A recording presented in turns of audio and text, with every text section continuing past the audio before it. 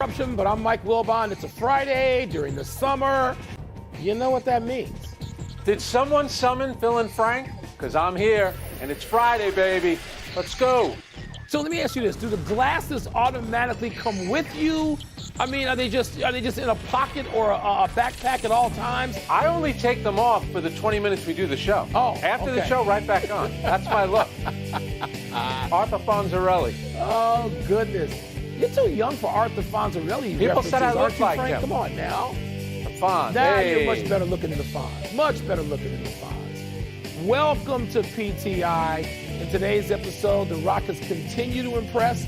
The Warriors have a decision to make, and the Subway Series gets postponed. We're going to start with the top seeds in the NBA playoffs bouncing back.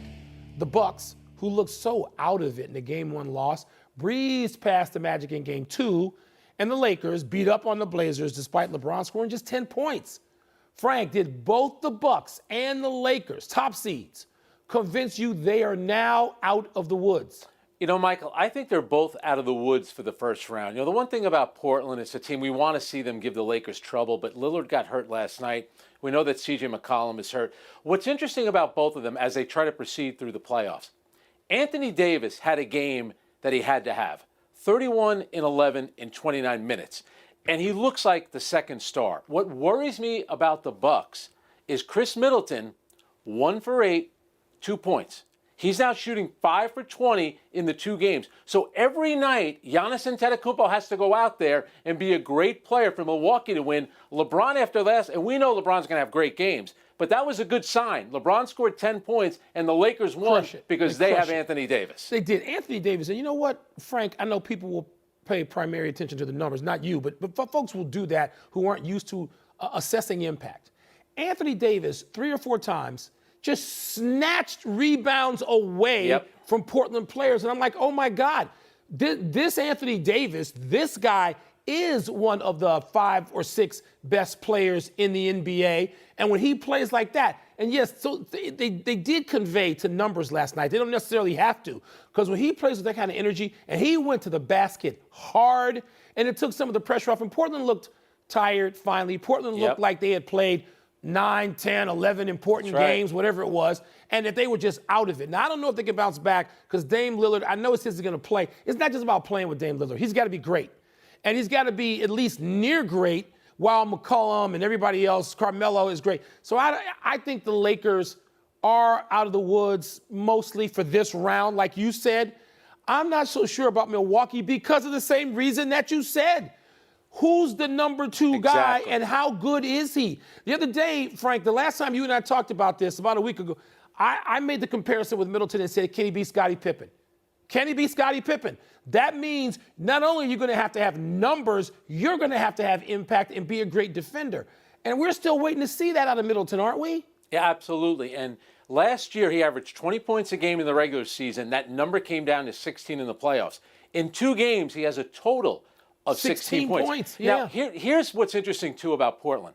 In a normal year, Portland would say, how great is it? We're 1-1. Yeah. We're going home to Portland. Now you don't get the crowd behind you. And also when you're playing every other day, think about a guy like LeBron, how difficult that could be for him. That's why it was so important. It wasn't even just about getting the win. Anthony Davis needed to do that. If LeBron never plays another game, his legacy is set. Fine. Anthony Davis doesn't have a legacy. He's only been out of the first round 1 time, Michael. That's why it was so important for him yesterday, and that's why Chris Middleton needs to do a lot better. The 2 teams, I think, that are hurt most by not having these games in their home, whenever that would be, are, in order, the Portland Trail Blazers, who I just think that crowd and that frenzy and the way they play there, I think it hurts Portland more than any other team, and I'm going with Denver second. And, you know, and so though people can say, oh, LA, no. LA doesn't have the greatest home court advantage. Portland would have it. So, yeah, I think the Lakers must be feeling that they're pretty safe, which of course means there's going to be great drama in Game 3 now. Yeah, and I think Dallas would like to have L.A. in their building for a Game 3, which wouldn't be bad. All right, apparently there are people, believe it or not, who picked the Thunder to upset the Rockets in round 1. Imagine that. They must be feeling pretty embarrassed right now after the Rockets pulled away to win last night and take a 2-0 series lead. Chris Paul was 6 for 15, 14 points, just 2 assists, and he said after the game, I got to be better, straight up. It's that simple. Is it that simple to you, Mike? No, but it's that simple in terms of Chris Paul being accountable. We talk all the time about accountability. And you need this in any workplace, but you particularly need it in competitive sports at this level. Chris Paul does that. Chris Paul's not talking about whose fault is. He's playing with a bunch of people who barely shave. They're so young and inexperienced, okay? So Chris Paul didn't have to do that, but that's what he does. That's who he is. And those guys all take their cue from Chris Paul. And so, look, I know that Houston has been not just a better team, they've been superior through 2 games without Russell Westbrook, no less. They've been superior. And I will still look at the Oklahoma City Thunder because primarily of Chris Paul and think they will get game 3, and then we'll see where this series goes. Yeah, I had Chris Paul in my top 5 for MVP. He had a great too. year, and I think he will play better. He was a minus 36 in 37 minutes. That's a tough game for him. What would worry me from Oklahoma City's standpoint was the game got away from them early in the third quarter. It was a 17-0 run. For all but 2 of those points, James Harden was on the bench right next to Russell Westbrook, who had an Iron Maiden shirt on, cut-off sleeve. Whatever happened to the NBA dress code, Mike? But that's what would concern me. Harden did not have a good game. He and Eric Gordon were a combined, I think it was 2 for 21 on 3-pointers. And they still won a game. So you didn't get the signature James Harden performance, and you're still down 0-2 in the series. That's true. But, you know, the signature James Harden performances, they are spectacular. But in the playoffs, they are not consistent. Yeah. I mean, we know what Houston's capable of. Not just 2 for 21 with those guys. They're capable of 0 for 26 because we've seen it in a stretch. Do I think that that's going to happen enough now in this series for Oklahoma City to win? You know, maybe not. And it may turn out that I was just wrong about that. But for this game, I've known Chris Paul for a while, all right? And I know you know him, and we both believe he's going to play great. It doesn't mean that Oklahoma City is going to win, but I'm not going against them yet. I got to see more. And by the way, this is on the Houston Rockets. We got to see this consistently from them. They're a team that has championship aspirations. They talk it. They haven't walked it, but maybe they're about to. Maybe, especially when Russell Westbrook gets back. What a boost that would be to any team to get Russell Westbrook added to the roster. Absolutely. And I think Chris Paul will play a lot like Kyle Lowry's been playing. Very physical. Yep. You're working the ref. You're flopping all over the court. You're drawing contact. You're getting to the free throw line. I think Chris Paul, because he's such a great player and such a great leader, he'll do everything in his power. He'll have a big-time response in Game 3. The Minnesota Timberwolves won the NBA draft lottery last night. Enough about that. The real intrigue involves the Warriors, who won the rights to the 2nd overall pick. Golden State hopes to make another title run next season, and the question is whether they'd be better off using the pick on a rookie or trading it, perhaps packaged with Andrew Wiggins, for a star to join Steph Curry, Klay Thompson, and Draymond Green. Frank, what would you do? But I thought you buried the lead for a minute there. I thought you were going to mention the Knicks at 8 and your Chicago Bulls also getting a high pick. I'm very happy. We'll get to that. You know, you mentioned Steph Curry, Klay Thompson, Draymond Green. What's interesting about them, that's the core of the team. They were all drafted by the Golden State Warriors. So I think if they can pick the right player at 2, why not do that? Everyone talks about the fact that it's a win-now team, which it obviously is. Could they package a player? Remember, Andrew Wiggins, once upon a time, was traded in a deal for Kevin Love as the number 1 overall pick, and that helped the Cleveland Cavaliers win a championship. So perhaps you can package it with Andrew Wiggins. But, Mike, do you really believe they can get a player like Bradley Beal? Is Washington going to do that? That I'll consider. Okay, but I don't know if Washington's going to do that. I would do, if I was Washington and I could get the Washington basketball team, not the football team. If I was the Wizards, we can mention their nickname, and I could get Andrew Wiggins and a pick. The 2nd overall pick. I might do it, but let me just say this. Andrew Wiggins on the Warriors is the 4th most important player.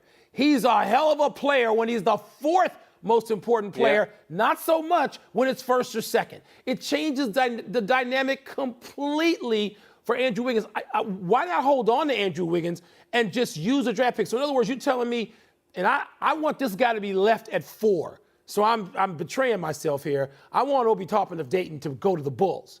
But you mean to tell me that 22-year-old kid with that wing talent he's got and that wingspan and his ability offensively, he's easily the most important, the polished offensive player in this draft to me. You mean to tell me he couldn't step in that lineup and be their fifth most important player? Yeah. You're not asking anybody to supplant Thompson, Curry, Draymond Green. That's your three. But right. man, if you have Wiggins and the pick, Wiggins and even Weissman to give you size, and that kid's got offense, I kind of like you think they could have a draft pick and still be great. And, and for these teams like the Knicks that fell out of it, they actually dropped a couple of spots. Remember one thing about the draft, and everyone is saying this isn't that deep of a draft. Think about some of the big stars that are in the bubble right now. Donovan Mitchell, the 11th overall pick. Damian Lillard was 6th overall, and least we forget, Kawhi Leonard, Giannis 15th, Antetokounmpo, those guys both were 15th. So there are good players in the draft. You just have to find them. You got to find them, absolutely. Yep.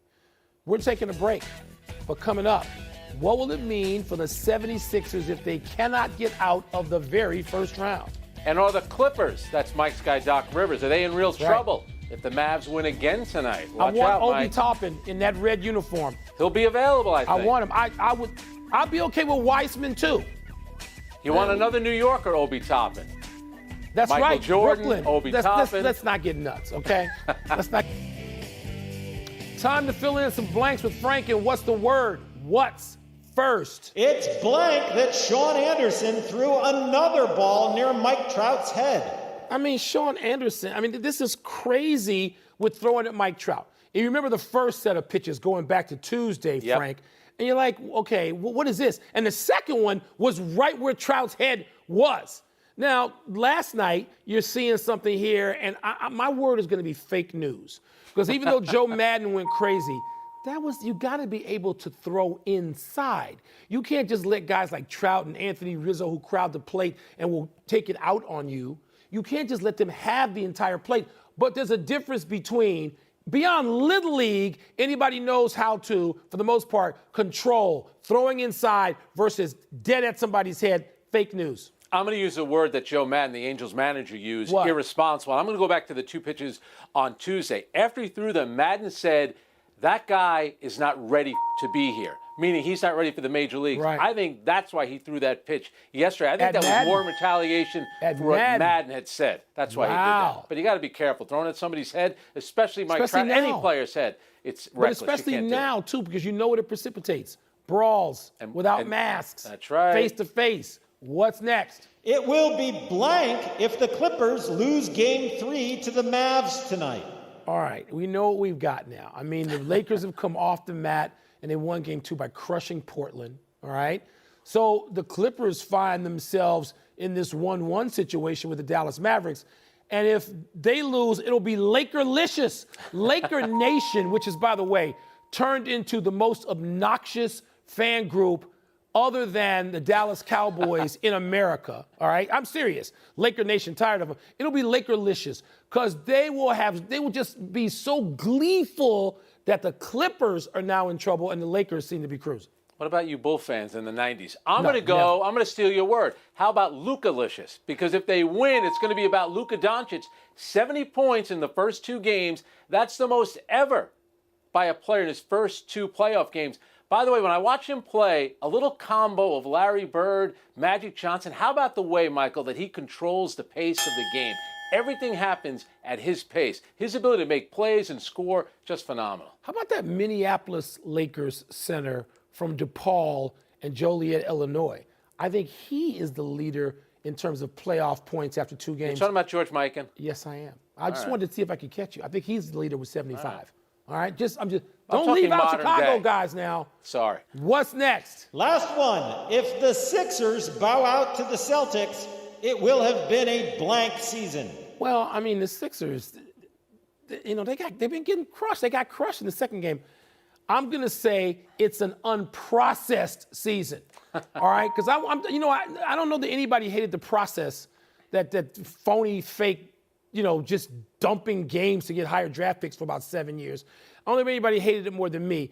Unprocessed, because now you have to look at dealing one of your two best players, either Ben or Joel, to try to make up a new process and cheat your fans out of more wins and effort and the whole thing. I'm going to say an unprocessed season, Frank.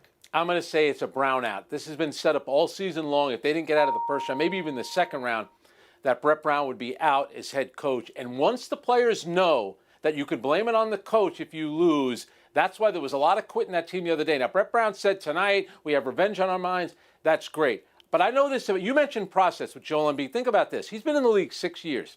He's played 206 career regular season games. LeBron last night played playoff game number 241. You just need more out of Embiid and Ben Simmons. They don't play enough. I agree. That's part of the problem. Well, because everybody thinks now they can rest and take nights off, and it's got a stamp of approval from even the greatest players. Brett Brown, he went James Brown when he used the word payback, the big payback. He said you got payback on your mind. And you're like, wow, Brett Brown doesn't do that. I mean, he's a measured guy. I mean, I know everybody wants to jump on Brett Brown. I like Brett Brown. But they need to win this game, do they not? Yeah, and Michael, remember last year when they made it to a Game 7 against Toronto, you know who was carrying them along? Your guy, Jimmy Butler. He was the one that dragged them to a Game 7. He's sort of somewhere else right now. Yeah, doing pretty well. That's enough word processing. See what I did there? Process. Very well. For today. You're right. Let's get the one last break out of the way. Still to come. The Raptors move to the brink of the second round.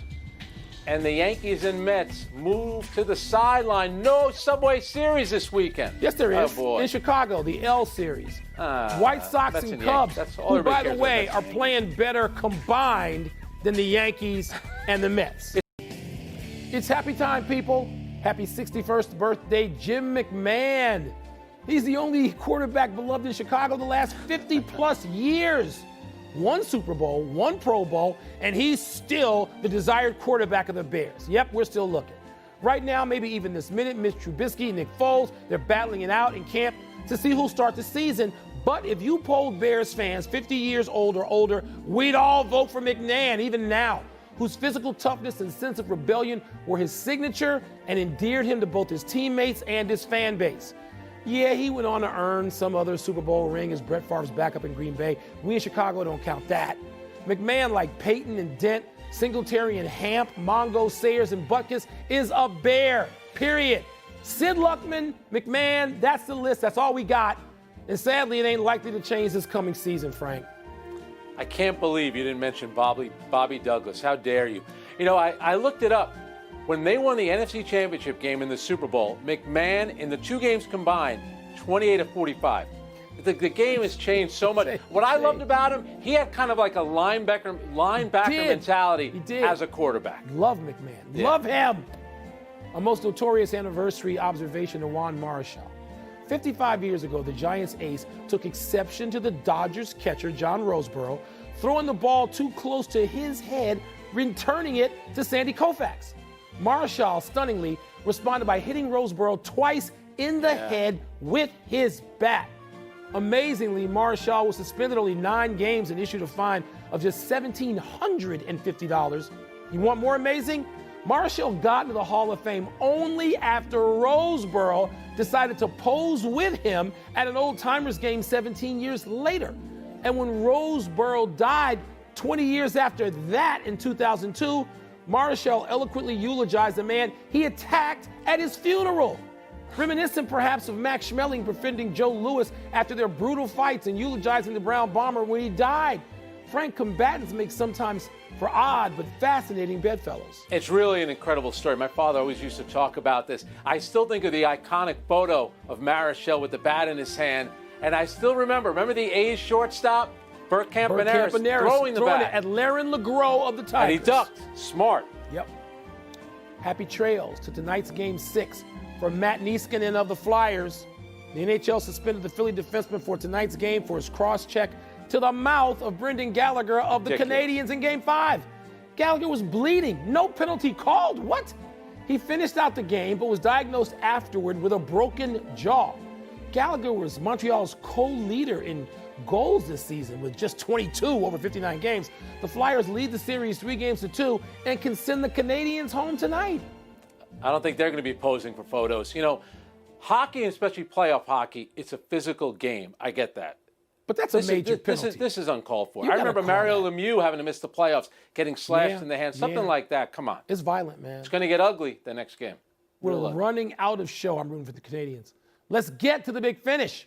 This weekend's Yankees-Mets series postponed due to positive tests in the Mets organization. Big deal, Frank? Oh, it definitely is. That was a player and a staff member. Here's the thing, Michael. Subway Series in Citi Field this weekend. Next weekend, they're in Yankee Stadium. So that's up in the air right now. Washington head coach Ron Rivera has been diagnosed with cancer in a lymph node, but says it's treatable and he'll continue to coach. Your thoughts? Frank, you know this is something we are really studying closely here in Washington, maybe more so than anywhere else. All the best wishes to Coach Rivera, and everybody seems optimistic, and let's hope that that tone carries through. The Padres have hit grand slams in 4 straight games. Is that significant, Frank? I like what their broadcasters say. They called it Slam Diego. Thankfully, they weren't winning 7-0 in all those games, because then it would have been proper. That's right. Put the bat away. You can't swing at a fat pitch over the plate. No, you're not allowed to improve your stats, even though baseball is only measured on numbers. Scotty Scheffler, speaking of numbers, shot a 59 today. Is that significant? It is, except DJ shot 61. I mean, it seems like this place is so receptive to throwing darts. I might be able to break, I was going to say 90, but that might be wishful thinking. Boss, it's 71 at PGA course there. Last one, the Raptors blew out the Nets to take a 3-0 series lead. Sweep, right? The Nets could be the first team out of the bubble. By the way, in a related story, Kevin Durant, I think, won his pickup game today out in L.A., shirts versus DJ Skins. shot 60, by the way, good. Not 61. There you Hard go. We're out after of being time. 11 Thanks for watching. I'm Frank Isola. I want at that course right now. I'm Mike Wilbon. Have a great weekend, knuckleheads. You can get the PTI podcast on the ESPN app or Apple Podcasts. Subway Series in Chicago, Frank. New York.